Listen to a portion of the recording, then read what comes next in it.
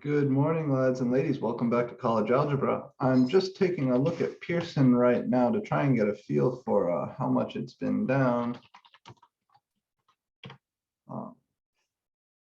over the last few days, because I know that it's been in and out of functionality. System status.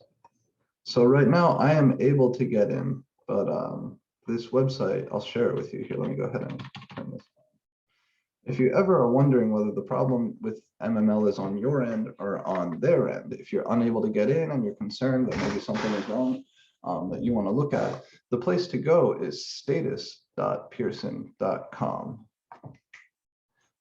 And then we can scroll down to MyLab Math, or just Control F Math. MyLab Math, this is us. So within the last 3 days, it says right now everything is working okay, but this minus means some shit is wrong on their end. And it's showing that for the last 3 days, it's been consistently like this. And each time I've checked, it's been like that since the 29th. So here's what I'm thinking we will do. Get this out of the way here.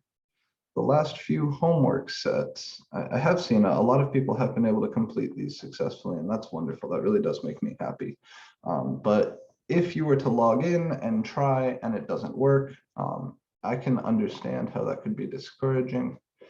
So what do we have right now? I've got those set to the 6th, right? Is that okay? Is there anything else we need to do?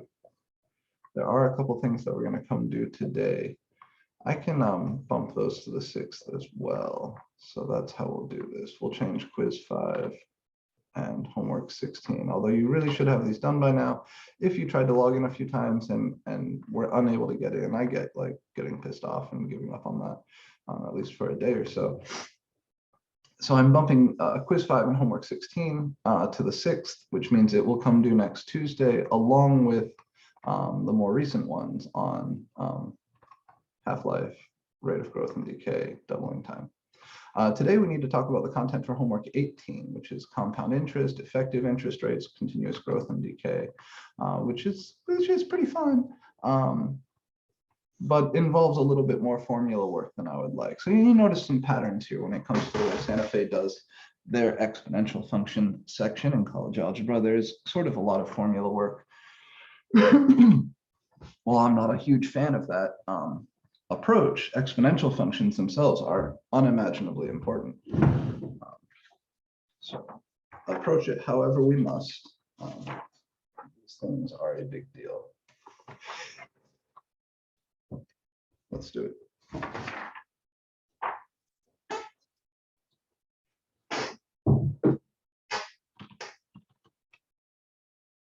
So here we go.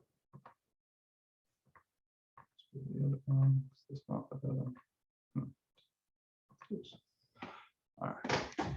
So this, of course, is college algebra, MAC1105, section 007.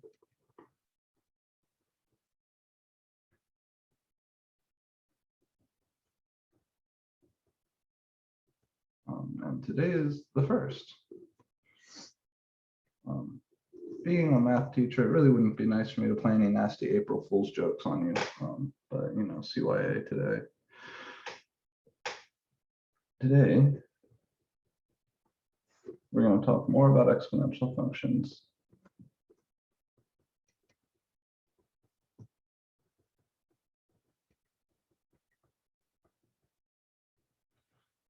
Specifically, I'm going to talk about compound interest,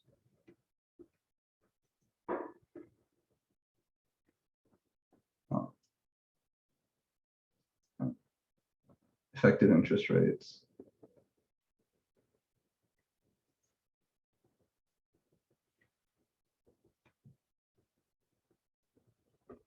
and continuous.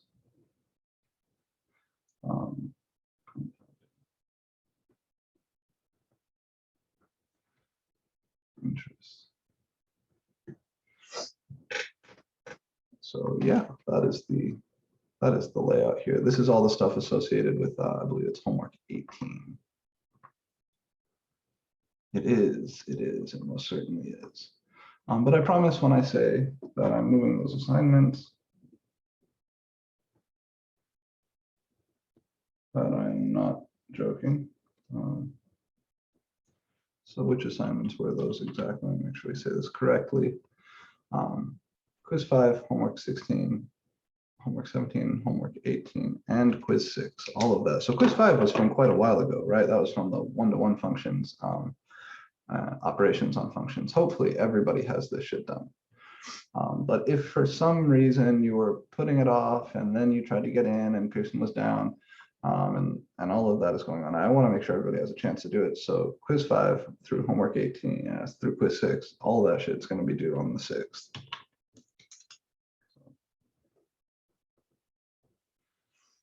Quiz 5, homework 16 through 18, quiz 6 will all be due on 4/6/21. So where should you be in this? You should definitely have quiz 5 and homework 16 all done. This was from 2 weeks prior, right? And we were talking about operations with functions, one-to-one functions. This is from last week. This should also be done. You should be working on these this week and then making sure you get all of that up through quiz 6 done by next Tuesday. If you're behind on that, or if you need help with anything, if you need something extended beyond these terms, just contact me and we'll talk. Next week, we're going to start talking about logarithms, which are the inverses to exponential functions, right? So you need to understand everything we're doing with exponential functions and everything we talked about with inverses in order to understand logarithms. But we'll get there when we get there. Today we're talking about this. Okay.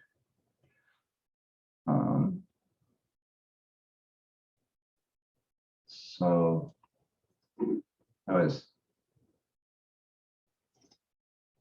always hesitate a little bit when it comes time to introduce the compound interest formula because it's such a clunky motherfucking thing. I would like you guys to understand it on a slightly deeper level. So let me see if we can help with that. Get that out of the way.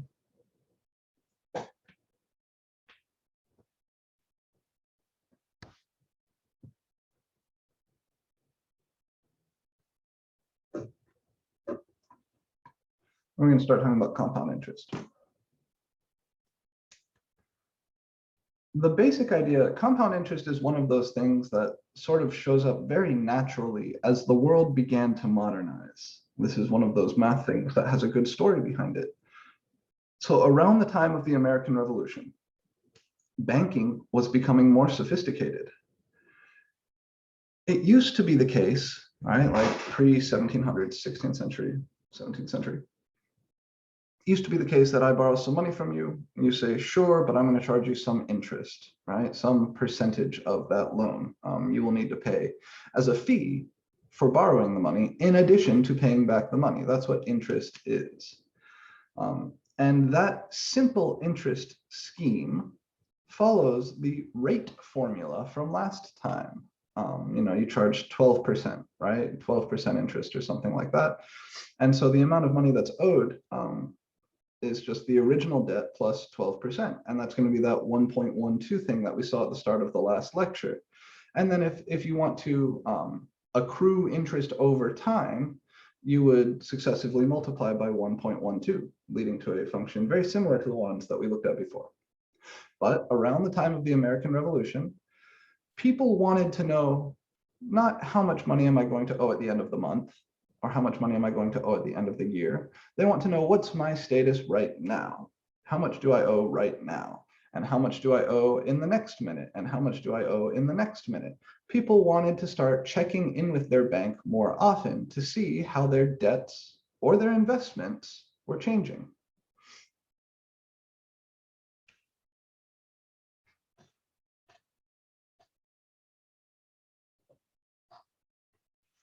So let's say it like this.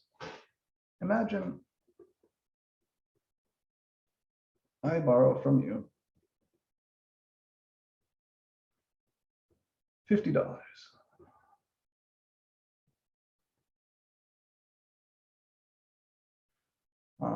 And you charge me, say, 12% interest per month.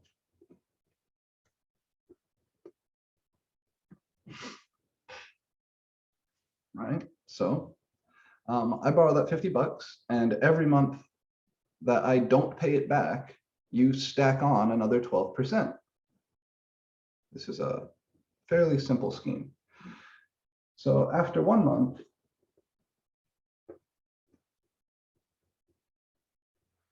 I owe you the $50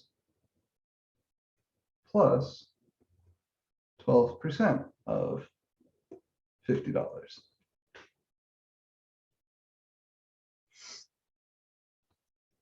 How would I calculate that? Well, this is the same calculation we did the other day.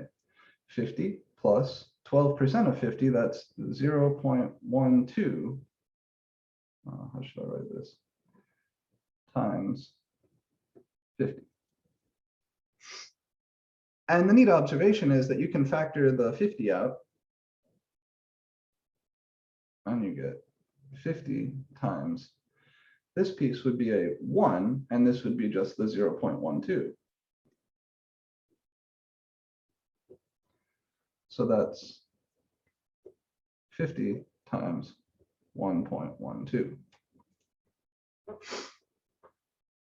So at the end of the first month, this is how much I owe, assuming I don't pay shit back, right? And imagine I'm a really bad friend. I'm a bad borrower. I borrow the money. I have no intention of paying it back, at least not right away. After 2 months,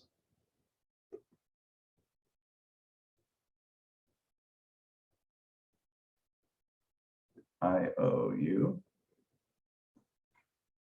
well, this shit from last month, right? This debt hasn't gone away. I still owe you that. But you're also charging me 12% interest per month, which means I owe you this plus 12% of that. So that's 50 times 1.12 from last month plus 50 times 1.12 times 0.12. That's the 12% interest I owe you on last month's that you're adding on this month. So here's the debt from last month, and here's the new interest. It's 12% of that debt from last month. And you can factor the 50 times 1.12 out. So what do we get here? If I factor 50 times 1.12 out, this piece would become a 1. And here, this piece would factor out, I would just have the 0.12. So I have 1 plus 0.12. And this is another 1.12. So this is 50 times 1.12 times 1.12, which is 50 times 1.12 squared. Okay.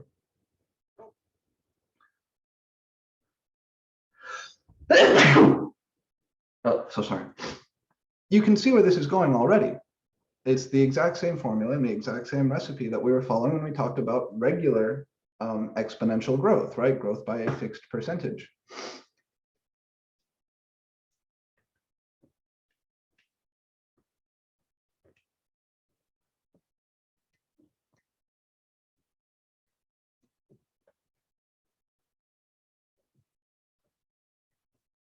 So following this pattern,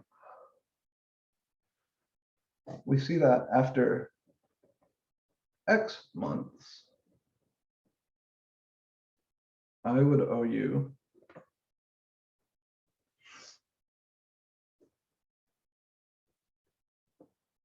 I'll call it A of X for the amount I owe after X months.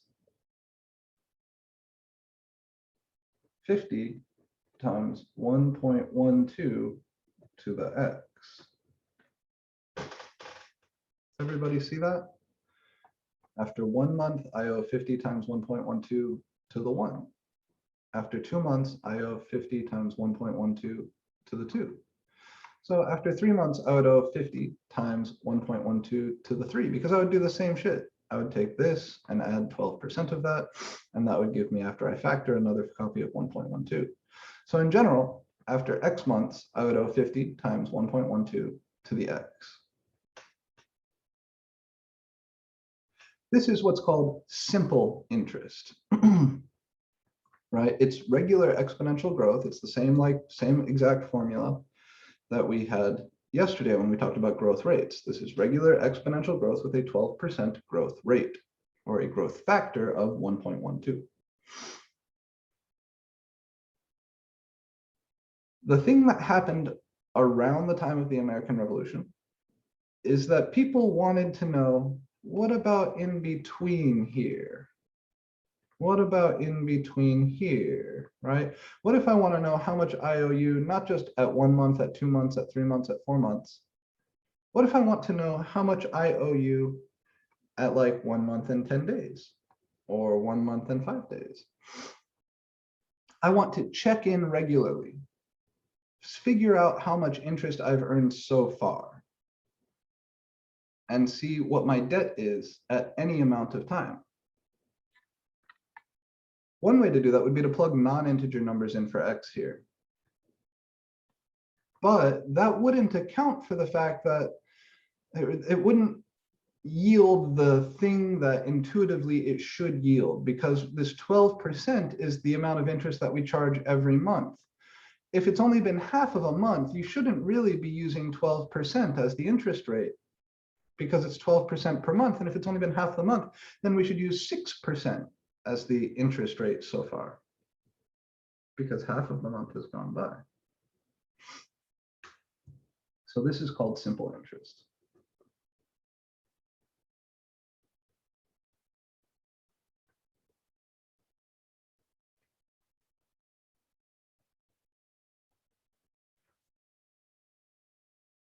Compound interest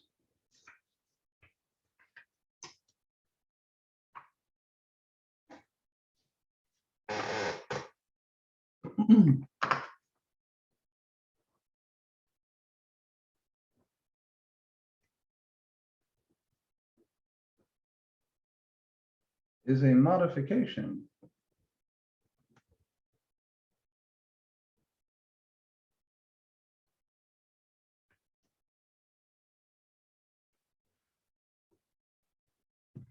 where we, the term I like to use here is check in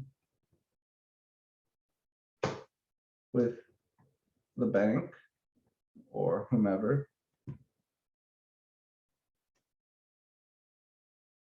is tracking the debt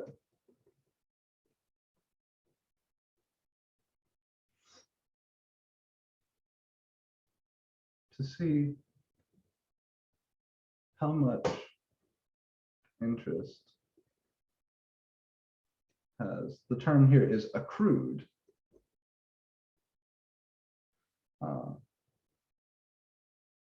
n times per unit of time. So in the problem above, time is being measured in months. X here was the number of months since you lent me that $50. If I wanted to check in 4 times per month, once per week, then n would be 4. So let me help with this issue. In the example above,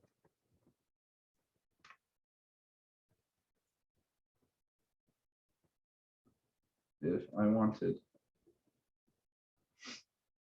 to check in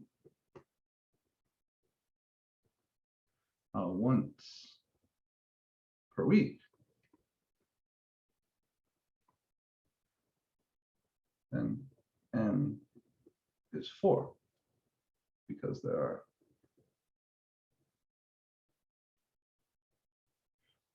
4 weeks in a month.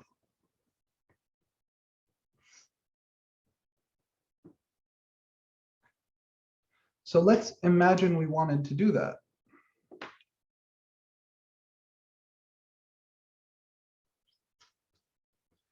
After 1 week, so same scheme, same as before,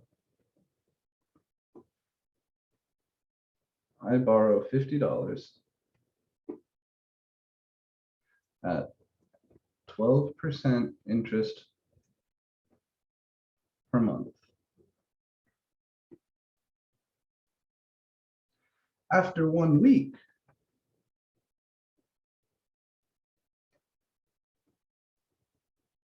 I would owe, well, there's that $50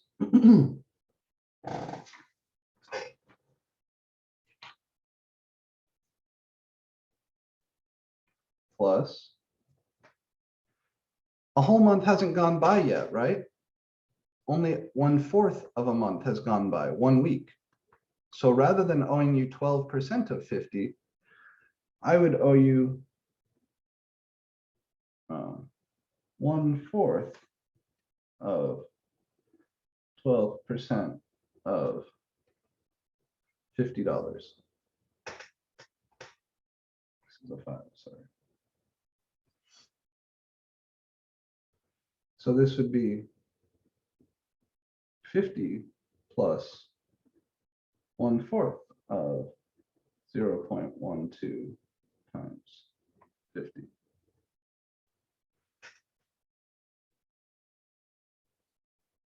And if you factor out the 50, this becomes 50 times 1 plus 0.12 over 4.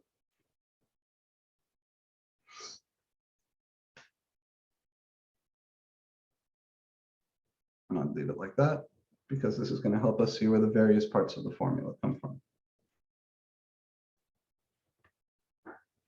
After 2 weeks,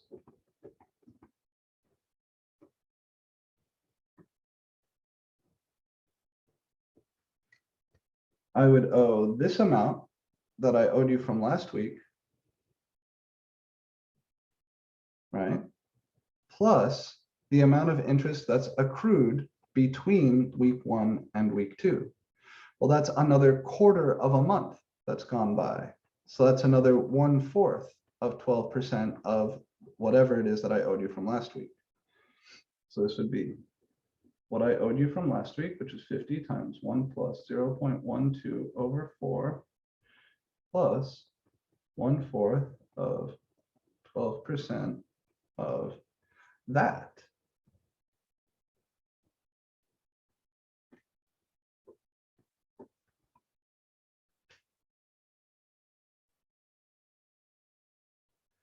And if you play the normal factoring game, this piece is common, this piece is common, we would get another 1 plus 1/4 of 12%, or 1 plus 0.12 over 4.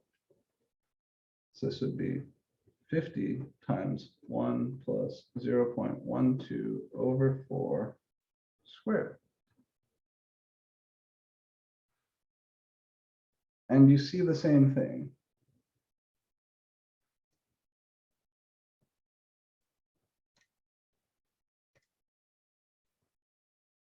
The same pattern shows up, but with a different base.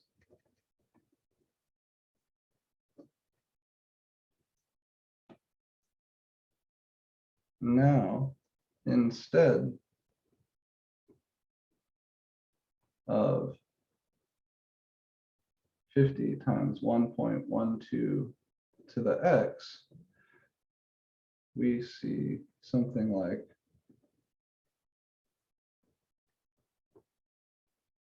50 times 1 plus 0.12 over 4. And if you think if this is 1 week, 2 weeks, after X months, there would be 4 weeks in each month. So depending on how you're keeping track of time, if we're measuring this as week 1, week 2, after X weeks here, I would actually have a 4X up here after X weeks. So it's a way to modify the regular interest, the simple interest scheme, to allow me to check up every so often and kind of recompile my debt. I see, okay, how much do I owe you right now? Instead of waiting for the end of the month, I'm going to check at 1 week, at 2 weeks, at 3 weeks, at 4 weeks.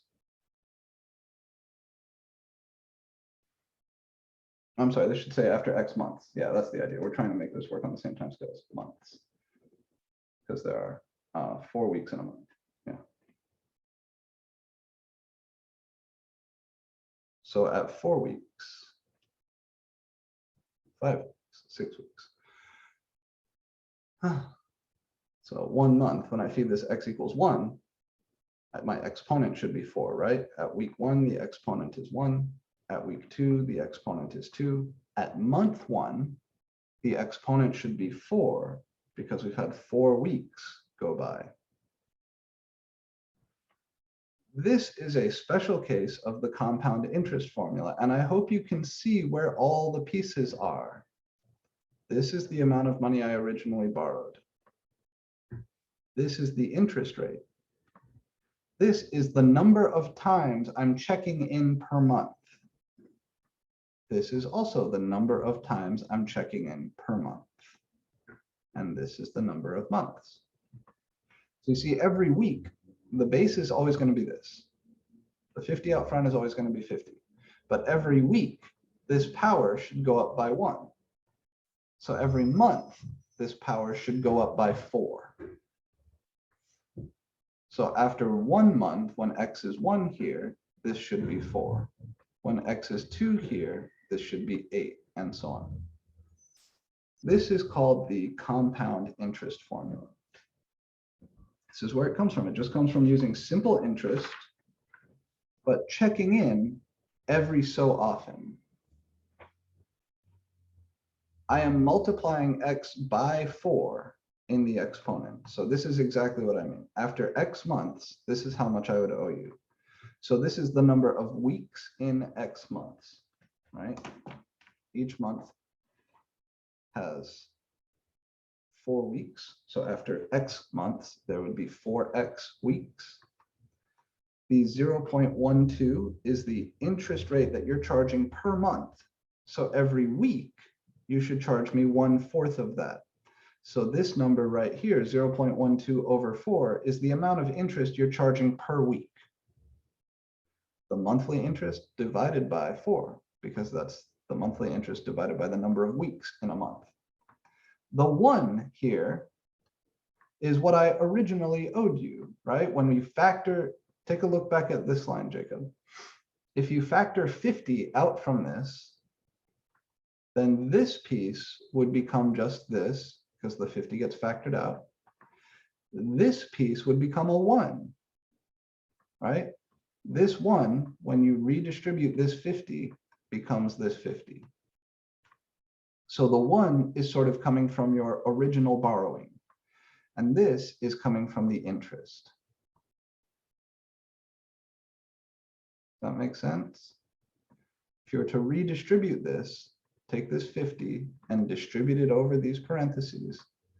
50 times 1 is 50. That's what's called the principal. It's the amount of money I borrowed. I certainly need to pay that back. But I also owe you some interest. That's this piece. And after 1 week, the interest I would owe you is 1/4 of the monthly interest. Since the monthly interest is 12%, after 1 week, I owe you 1/4 of 12% of 50. So the original money I borrowed plus the interest I owe you for the first month, or for the first week, sorry. Then when you factor out that 50, the original money I borrowed becomes this 1. Making sense?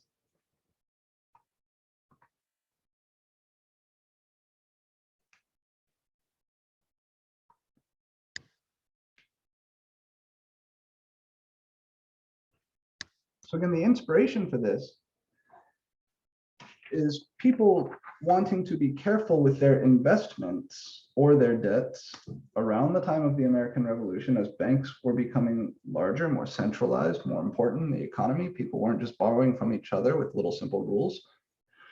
They were borrowing from these large institutions. And Americans especially around the time of the American Revolution, were like, we don't trust these big institutions. Everywhere all over the world this was happening. America wasn't special like that. It just happened to be the place where we had the first anti-colonial revolution. But people all over the world were trusting power structures less and less, but depending upon them more and more. So we wanted a rule that told us how often, that allowed us to check in more and more often to see how much I owe the bank now, how much I owe the bank now, how much I owe the bank now, rather than waiting for the end of the month. In most cases, instead of waiting for the end of the year, because most interest schemes are set up by the year. Your credit card, if you have a credit card, my credit card, all credit cards, that number, that 19% APR, or that 17% APR if you're lucky, or that 22% APR if you're unlucky. Those are annual interest rates.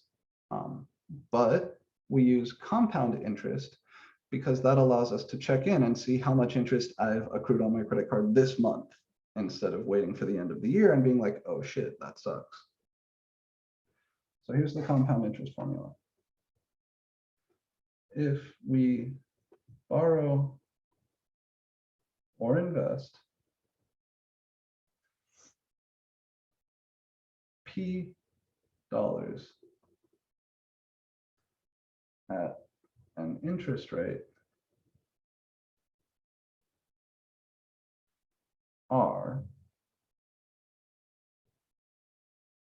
compounded, each of those check-ins is called a compounding, right? You take a look at how much interest you've gathered up so far, you add that back into the total. That's called a compounding. So each of those little check-ins, like checking in once per week, checking in once per month, that's called a compounding. If you compound n times per unit of time, so it matters how you're measuring time. Is the interest rate 12% per year, 12% per month, 12% per day? That matters. Usually it's per year, right? Usually say 12% per year. So usually n is the number of compoundings per year, but you need to read the problem or read the contract and make sure you understand what a unit of time is according to that contract. Usually it's per year. If we borrow or invest P dollars at an interest rate R, 12%, 17%, 20%, whatever, compounded n times per unit of time, then after x units of time, we will owe or be owed, depending on whether it was borrowed or invested.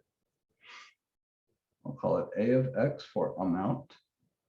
This is P times 1 plus R over N raised to the N times X. Compare that to what we had at the end of that previous example. Every piece fits. The 0.12, the 4, the 4x. No, certainly not. Think about your order of operations. These ends definitely don't cancel. This is in the exponent. The n here is just a part of this little fraction. If there was an n right here next to the r, upstairs in this little fraction, then those could cancel, but only then. Yeah, this guy and this guy really can't even talk to each other. They're at totally different levels with respect to the order of operations.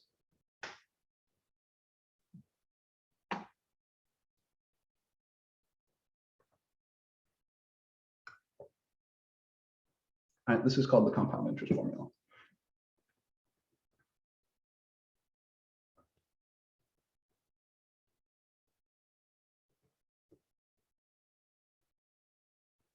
And this is what your student loans use. This is what your credit cards use. This is what your parents' credit cards use. This is just how interest actually works in the real world. Generally, the number n is quite large. In fact, for practical purposes, n is usually pretty much infinity, but we'll talk about that in a minute. I'd like to, before we move onto anything else, I just want to work one or two concrete problems here, maybe just one. So let me pull up your homework. We'll take this from there. Well, no, not that. So let's get out of the way. No, you're supposed to go away when I do that. Where did this? Come over here.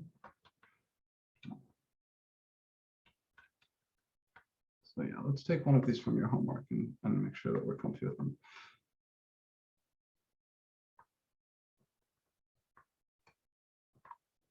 While I'm waiting for this to load, I want to point out a few things. There's so many like constants in here. There's so many letters in here. It's not immediately clear what kind of function this is. That's why I like to write a of x over here. The variable is x. Everything else is a constant. So here the number p is called the principal. It's the amount you originally borrow or invest. R is called the interest rate. Sometimes called the nominal interest rate. Nominal just means named. It's the interest rate they tell you. And n is the number of compoundings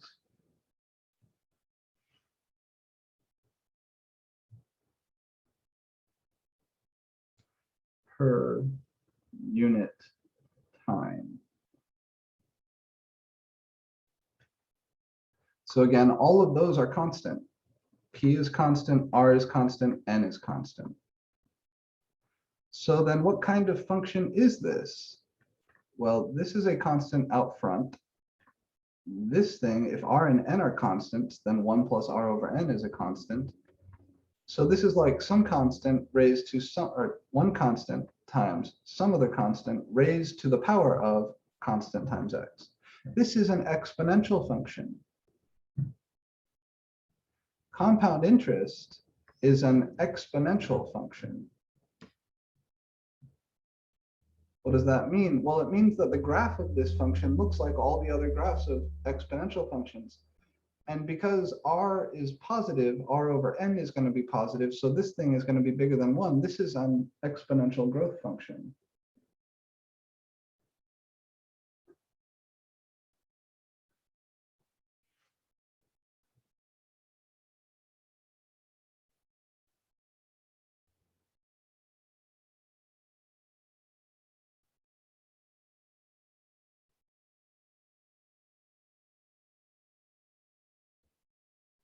It's graph.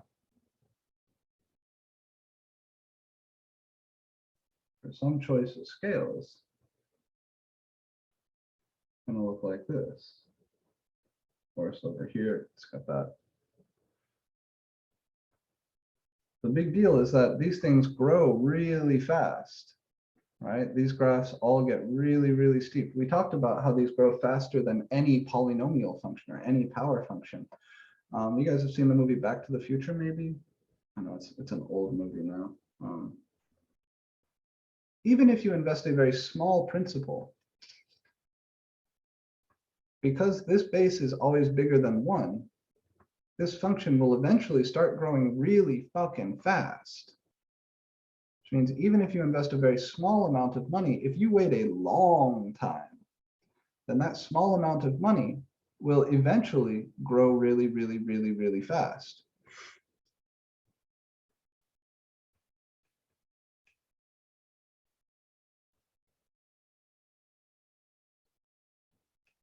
Now, the place where this graph turns from growing really slowly to growing really quickly, this might be like 10,000 years after you borrow or 10,000 years after you invest, depending on how large R is and how large N is. But eventually, this will grow really, really quickly. This is why it's so important to take care of high interest debt right away. Because if you let high interest debt hang out for a long time, it quickly grows out of control. Past some point, it will start growing really fast. That's why you need to pay off those student loans. That's why you should never carry a balance on your credit card for very long.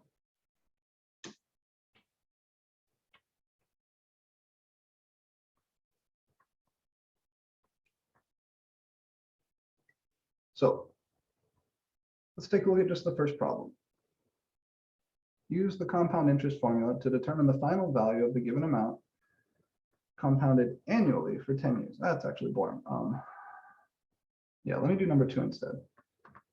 Annually, if we're compounding, if the interest rate, remember again, I said the time is usually given in years, right, for 10 years. So if you're compounding annually for 10 years, what is n? Let's play that game here real quick. Bring this video feedback. Who can help me out with that?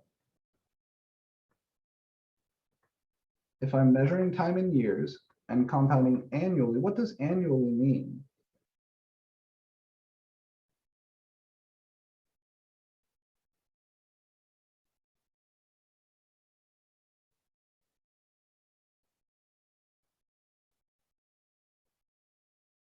I know you guys know this. Someone help me out. What does annually mean?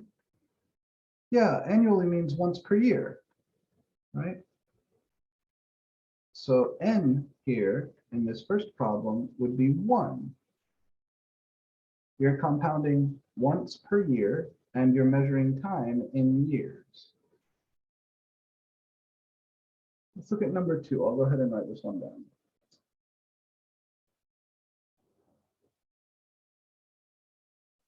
They want to say, find the amount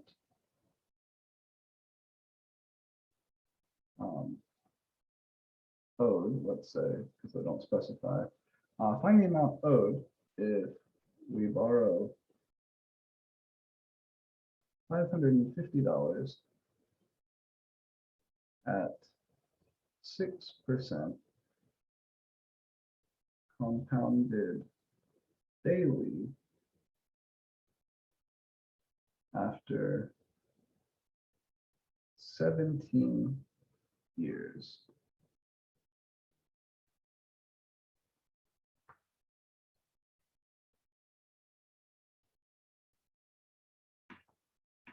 So we need to find all the pieces here. That's what we need to do. What is this? What is this? And what does this tell me?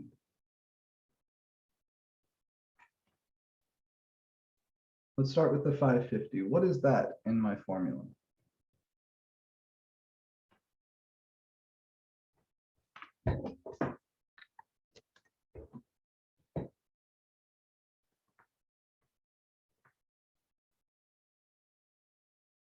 Is that R, N, X, P, something else?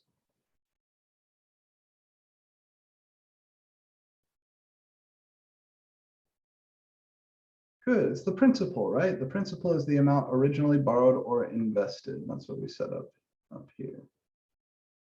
We borrow or invest P dollars. So the principal is the amount that you borrow or invest. So P is 550.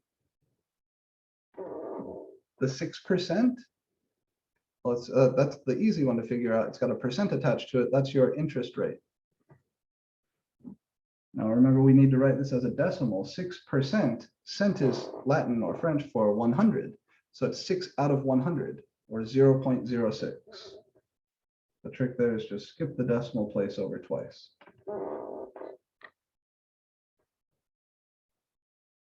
If we're compounding daily and measuring time in years, then what is n? How many compoundings are there per unit of time? Yeah, exactly. Brooke is correct.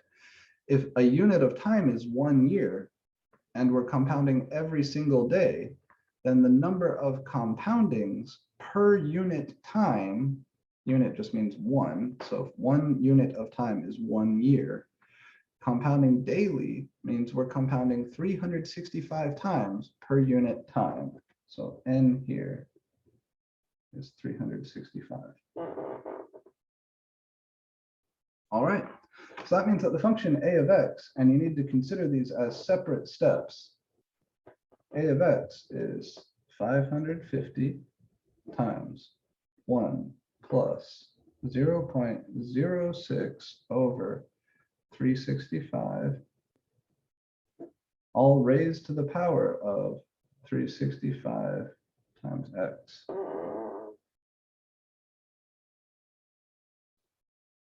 This is your function.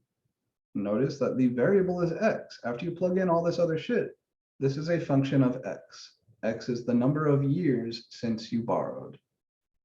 So this is the amount we would owe after x years.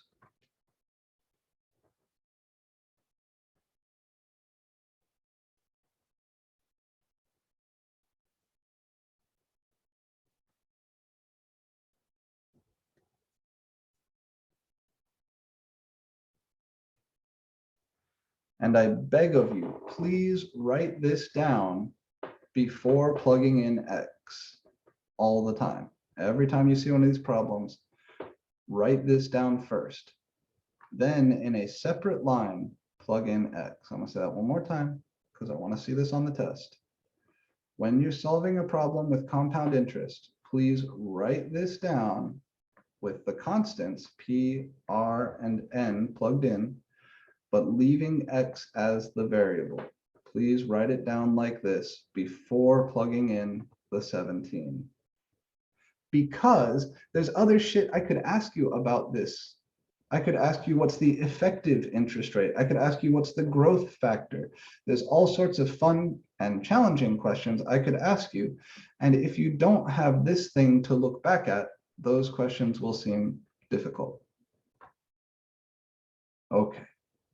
So now we can say after 17 years, we would owe a of 17, right? It's function notation. It's the amount after x years. So the amount after 17 years is a of 17. And this is 550 times parentheses 1 plus 0.06 over 365, all raised to the 365 times x. Sorry, times 17. Times 17. And as you go to compute these, you can smell it probably. These tend to trip people up when it comes to the order of operations pretty badly. So you need to be very careful with how you enter this in your calculator.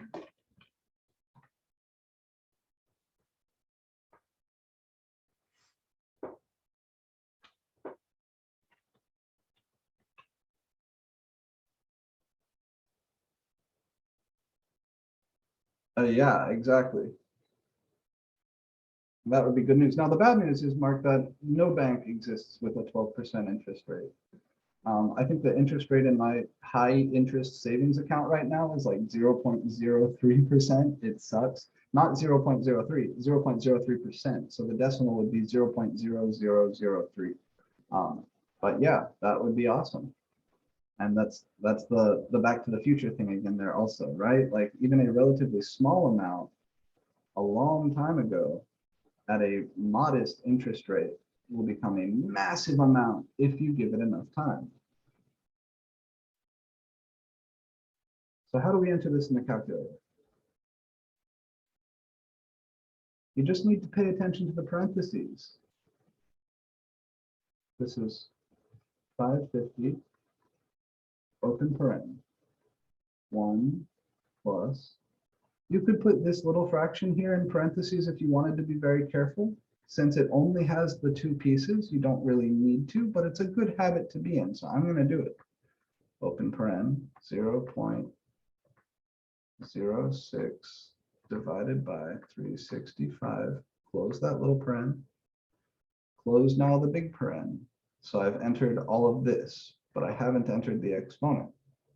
I need the 365 times 17 to all be in the exponent. So I'm going to hit my caret, open paren, 365 times 17, close paren. This is how you should enter these things. All of these parentheses. You need to be careful. Improper use of the calculator steals so many points away from college algebra students on the final when it comes to these problems. I hate to see that. Breaks my heart. Here you go. $1,525.13-ish.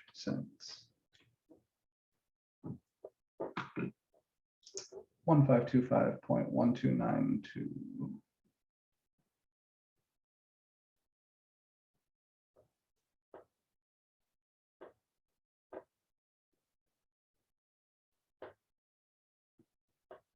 Or about 1,525.13.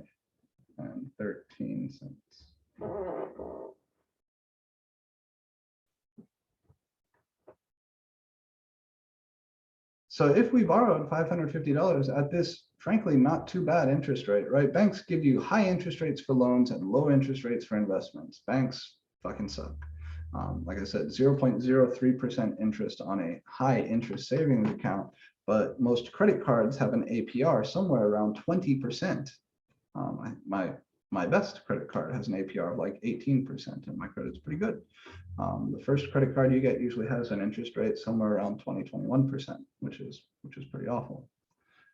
Even at this modest interest rate, very modest interest rate, if we neglected to pay back this original $550 for 17 years, we would end up owing these motherfuckers like 3 times that amount. It's a little bit rough. Questions on how we arrived at this or how we did this calculation?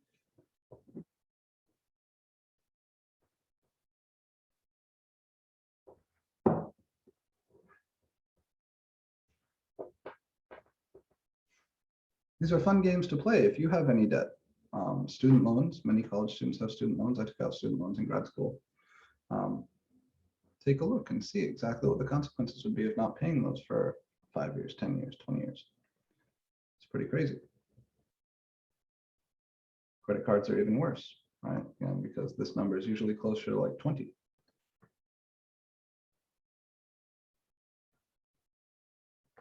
Last call for questions.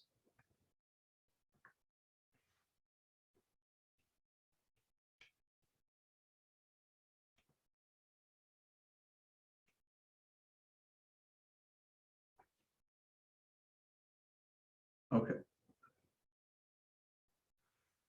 I mentioned I really want you to write this down like this as a function of x before you proceed plugging in a particular value for x, because there are things you can do with this.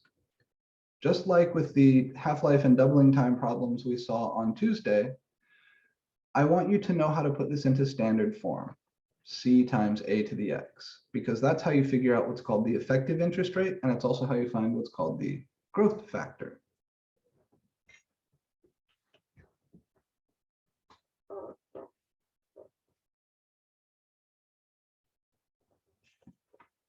The effective interest rate is just the growth rate for this function.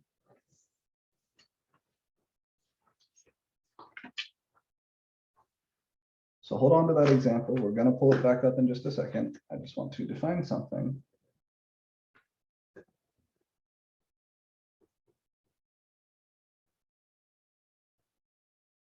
The effective interest rate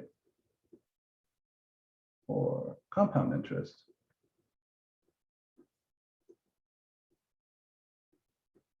is the growth rate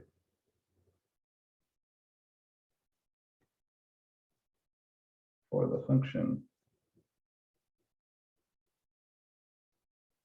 a of x equals p times 1 plus r over n to the nx. And how do you find growth rates? We remember from Tuesday, you take the function, you put it in standard form, and then you look at that base, right? Is that it's going to be 1 plus something, that base. And that something is the effective interest rate. It is the growth rate. So let's return to the example we had. A of x here was 550 times 1 plus 0.06 over 365 raised to the 365 times x. I want to put this in standard form. And remember the main rule. So we need to put this in standard form to find the effective interest rate.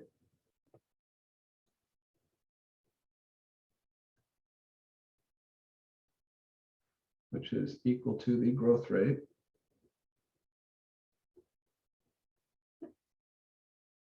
We put this function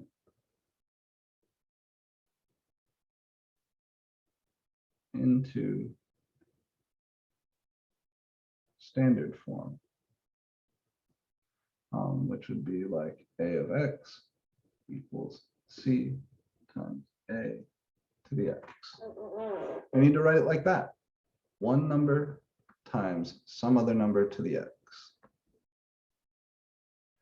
C is the principal out here. We don't have to worry about him, but the work is in figuring out what to do with this thing. And oh shit, I got cats fighting. Give me a sec. Hey, hey, hey, Nala.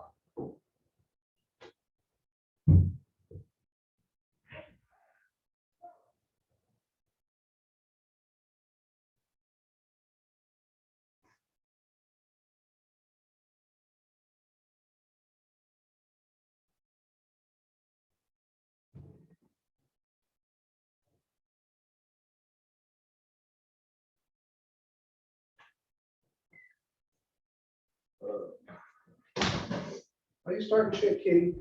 Huh? Why are you starting shit? Get home with this. All right, you're gonna hang out here. Sorry about that. One of my cats has got a feud with one of the ferals in the neighborhood. Okay. In order to find the effective interest rate, we need to put this into standard form.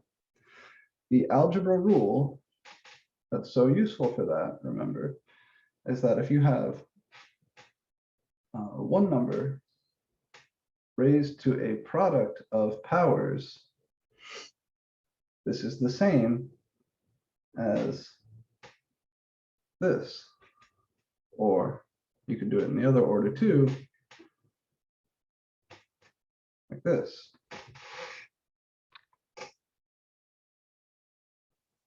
So the trick is to write this piece as some constant raised to the x. So I'm thinking of the 365 here times x as the power. So this is going to look, a of x is 550 times, open a big paren, then open a little paren, 1 plus 0.06 over 365, all to the 365, all to the x. See it?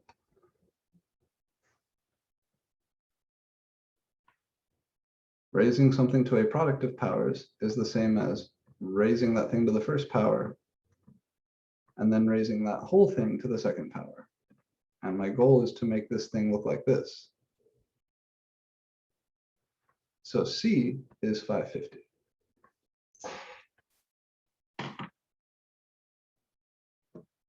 And this whole thing in here is A.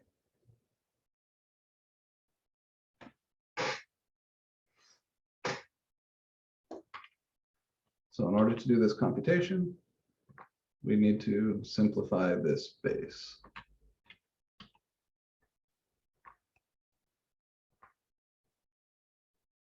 To do that, I type parentheses 1 plus 0.06. I guess if we're being good about this, we should be putting extra parens in here. Parentheses 0.06 divided by 365, close paren, raised to the power of 365. All right, that is just this little base. That's the stuff that I have here. Open paren. I'm putting this little fraction in parentheses again because it's always a good habit to put the fractions in parens. So I have 1 plus 0.06 over 365, all raised to the 365. That's the whole thing in here. That's my A. It's 1.06183, blah, blah, blah, blah. So this is 550 times 1.061831 311 all to the x.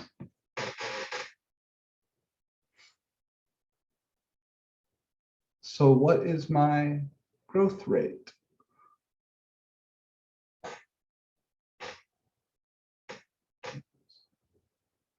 Five 50 times 1 plus 0.061831311 to the x. Oh, kitty. You gotta. This one's usually the brave one, but she just got in a fight, so now she's trying to couple. Huh? Yeah. You think you're tough. Yeah, you think you're tough, but then you get into shit that you just can't handle, don't you? All right. So what's my growth rate? What is my effective interest rate? It's this thing. Remember your rate formula? C times 1 plus R to the X. So the effective interest rate is this thing. This is your growth rate, which is the same as your effective interest rate.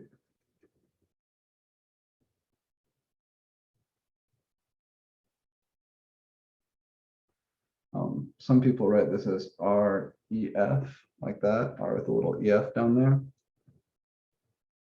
It's 0.061831311, or about 6.183%.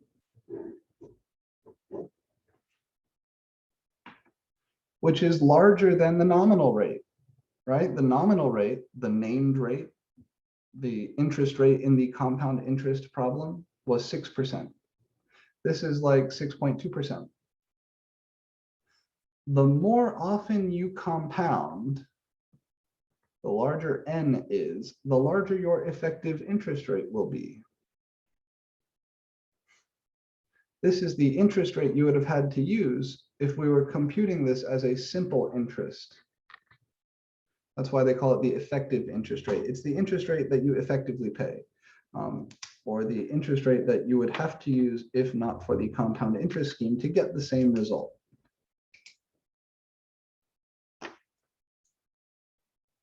Of all the things that we ask in the compound interest section, this is the one that people struggle the most with.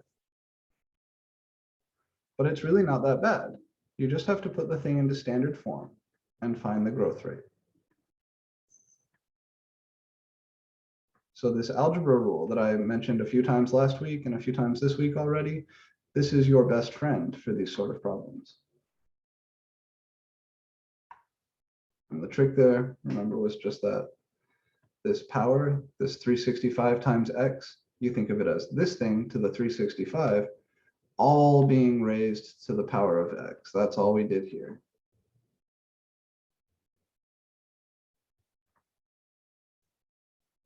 The growth factor is this.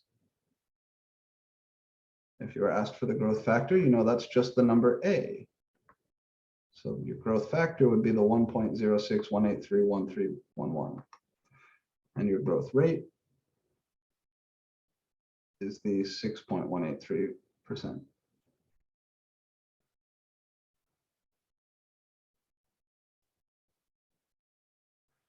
Yeah, it's true. So Mark asks in chat, would the effective rate in the 500 times 1.12 to the x, there, your effective rate is the same as the nominal rate, because that's a simple interest setup. So 1.12 would be your growth factor and 12% would be your effective rate.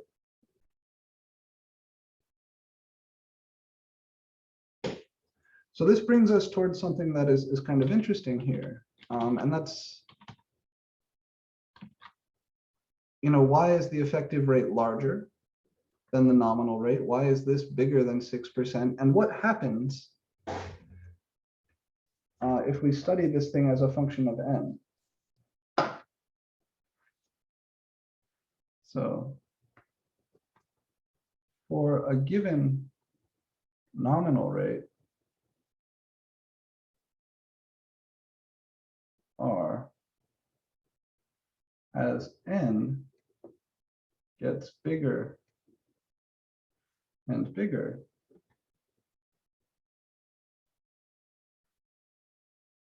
the effective rate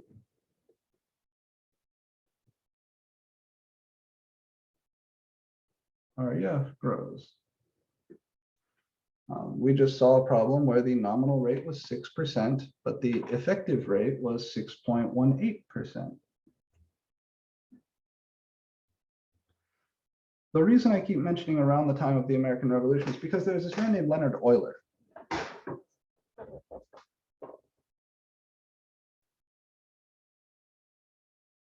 Oh, it does, Kendra. Yeah, that is the growth rate. But if you want to write that as a percentage, right? So remember, the trick to going from a decimal to a percent is just to skip the decimal place over a couple times. This is the growth rate, which is the effective interest rate. They're the same thing. So as a decimal, it's 0.061831311. And then to get that as a decimal, to get that as a percentage, I skip this decimal place back over. So that's gonna, if I move the decimal place back over twice to go from decimal to percent, this becomes 6.1831311, which I just rounded. So 6.183. Yeah, no, good eye. Yeah, they're the same thing. They are just writing in different ways. The effective rate goes up as n goes up. And Euler, which is a name you will hear a lot if you go further in mathematics. Euler studied the formula, the 1 plus r over n raised to the nx as a function of n. He said, I don't care about r. I'm not interested in what the r here does, and I don't really give a shit about x. I know this is an exponential function. Euler was a fucking genius. But I'm curious about what this thing does as n gets bigger and bigger. Because you see, you've got an n down here, which makes this fraction smaller. A bigger value of n makes r over n smaller and smaller, which makes this whole base closer and closer to 1. But then you've also got an n up here, raising to a larger and larger power. So kind of the n down here and the n up here are fighting each other, but they don't interact algebraically in any clean way. Like Brooke was asking earlier, can we cancel these or can we do anything with those two n's? The answer is no, because the one is in a power and the other one's down here in the denominator of this fraction. There's just no nice way to get this moth to talk to this moth. Not in terms of algebra.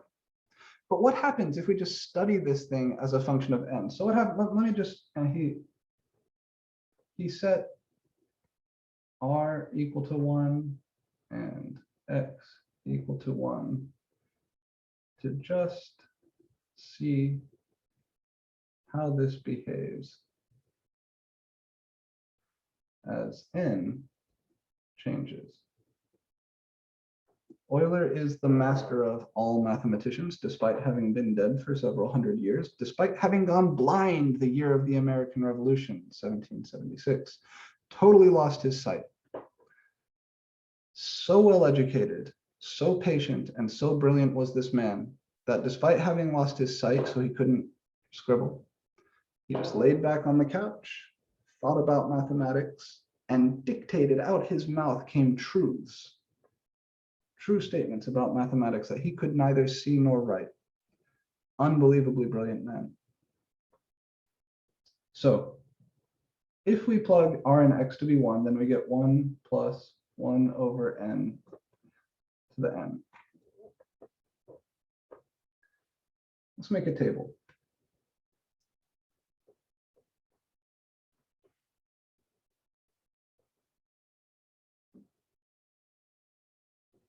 If I plug in 1 for n, then this is 1 plus 1, right? 1 over 1 is 1, to the 1, which is 2. I'm going to plug in 10, 100, 1,000, and 10,000. And I'll use my calculator. Why not? It's practice with the calculator. I'm going to type parentheses, 1 plus, let's see, I'm going to try n equals 10 here. So this would be 1 divided by 10, 1 plus 1/10, all to the 10. Now no cake. Maybe no.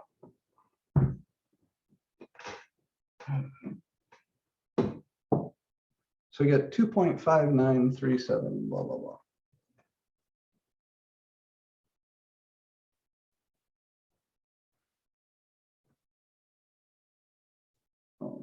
Blah, blah, blah. If I plug in 100, then I have parentheses, 1 plus 1 over 100. Careful, she just got, no, unless she just got a nasty fight. Yeah, I had to run out and remember. All raised to the power of 100. And this gives me 2.7048, blah, blah, blah.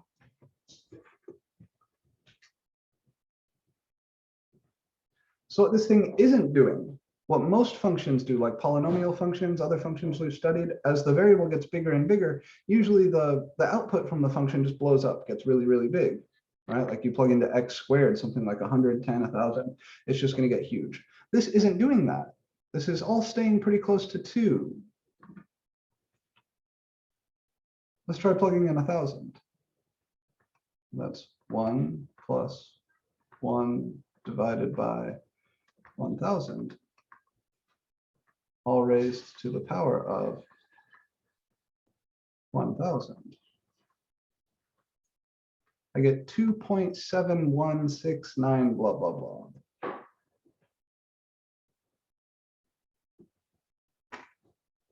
And I'll do 10,000 here. The parentheses,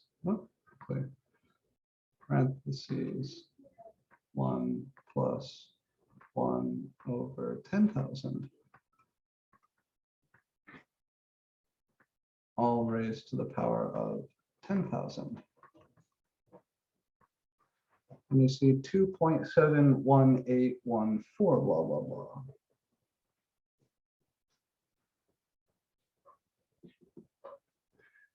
And what you notice, in fact, if I make a table of values, I can come in here to y equals and type this. It'll just use the variable x instead, parentheses 1 plus 1 over x, all raised to the power of x.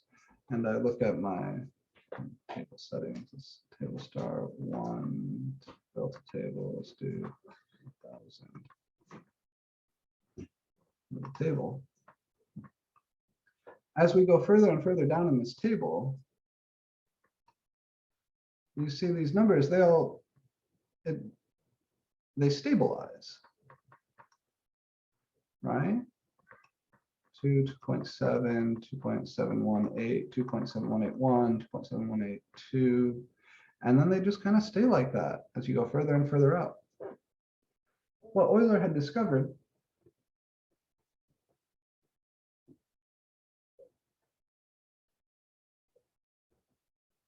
is that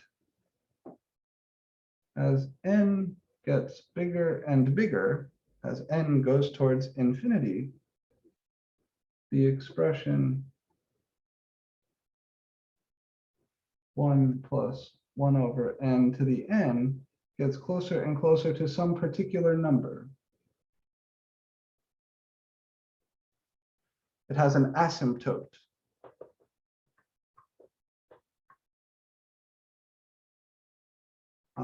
Sure, yeah, to make a table, you type y equals, you input the function you want a table for, and then you just hit second and graph. That's the blue table up here. If you want to change the settings of the table, you hit second window, and you can say where the table should start, like at 0, and how large a step you would like the table to take, like 200.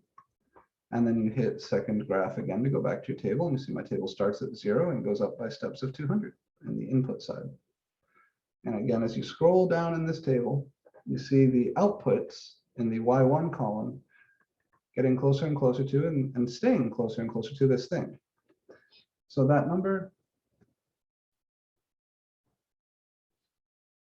we call E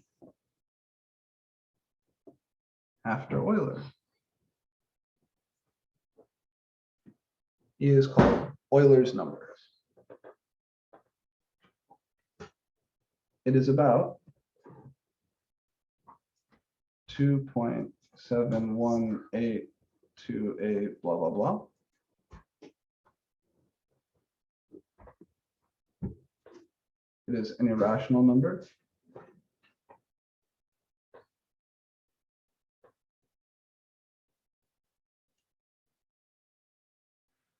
Also called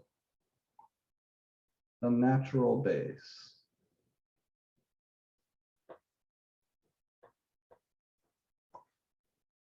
So I know we're just about out of time. Before I let you guys go, I want to give you the one remaining formula you need for this homework.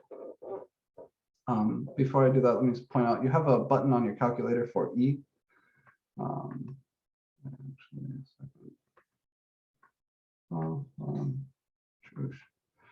So the button for E on your calculator is, where is she?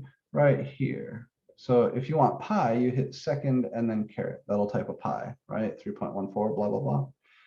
If you want E, you type second and then divide, and that will give you an E. You hit enter here, you see it, 2.718281828. It looks like there's a repeating pattern there, but there isn't. It's an irrational constant, goes on and on forever in a non-repeating fashion, but it does have some interesting cycles, some interesting patterns in there at first. Makes it a little easier to remember. If we take a step back, the compound interest formula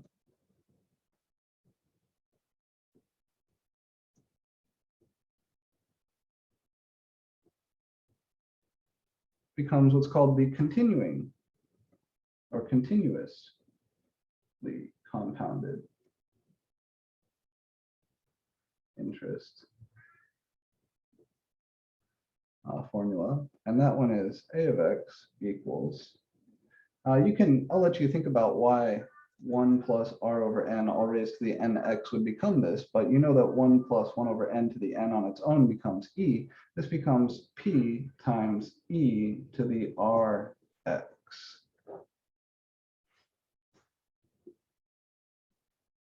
P is still the principal. R is called the continuous growth rate.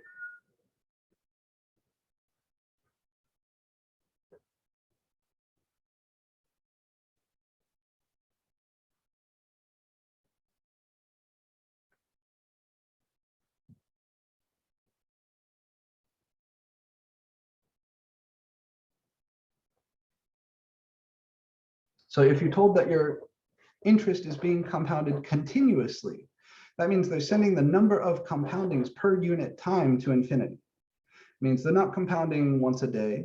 They're not compounding once an hour. They're not compounding once a second. They're compounding continuously all the time.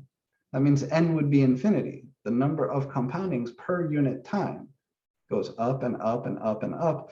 So instead of compounding once per year or once per month, right, as you go once per year, that's N equals 1. Once per month, that's N equals 2. Once per day, that's N equals 365. Once per hour, that would be N equals however many hours there are in a year. I don't know.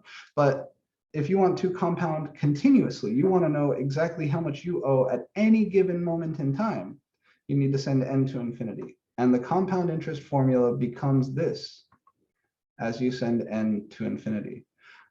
So you'll see this, there are some problems in your homework that ask you to do the same thing we did earlier with compound interest, but with continuously compounded interest. And in those instances, you need to use this formula instead. The other place you're going to see this is when people talk about continuous growth, right? You'll see continuous growth rate rather than just growth rate. When they say, is growing continuously at 5%, they again want you to use this. I'm not a huge fan of those problems. I feel like they can be a little bit misleading, but there is a good reason why we consider this a continuous growth rate thing. I can talk with you about it a little bit in preparation for the exam to help you understand, but it comes from calculus. So for now, I'll ask you to take my word for it. The rate of change for this function, the instantaneous rate of change for this function is R. So that's all I have for you guys today. We have the compound interest formula. You need to get comfy working with that. This idea of getting the effective interest rate from the compound interest formula by rewriting it into standard form, C times A to the X, and then figuring out that number, A, as a 1 plus R. And then you have your continuously compounded interest, which is the product of sending n to infinity in the regular compound interest formula. This number E is going to play a big role in the class from here on out. As we talk about logarithms and other things, we will talk more and more about the number E. But you have here everything you need to finish up the homework set and the 2 quizzes. Quiz 5, hopefully you've already done that, but if not, and quiz 6. If you do need to talk about anything, you have any questions, you can come see me in office hours, send me a Canvas message. Otherwise, I'll see you guys on Tuesday of next week. Take care, guys.